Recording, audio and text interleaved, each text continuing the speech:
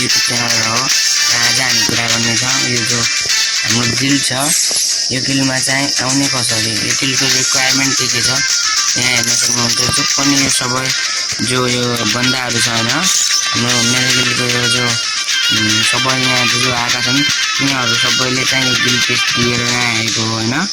यहाँ दाइहरू भाइहरू जो भयो भने सबैले चाहिँ गिल्ड टेस्ट दिएर आएको हो।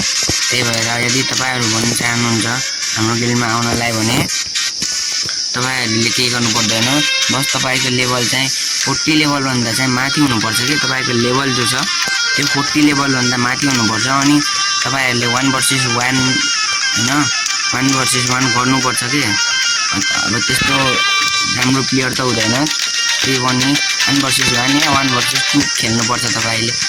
यदि तपाईले 1 भर्सेस 1 खेल्न चाहनुहुन्छ भने तपाईको अपोजिट साइडमा राम्रै बन्दा आउँछ। यदि तपाईले त्यसमै 1 भर्सेस 2 हान्ने हो भने अर्को टिममा चाहिँ त्यति राम्रो प्लेयर आउँदैन, अलि बट खालकै प्लेयर आउँछ।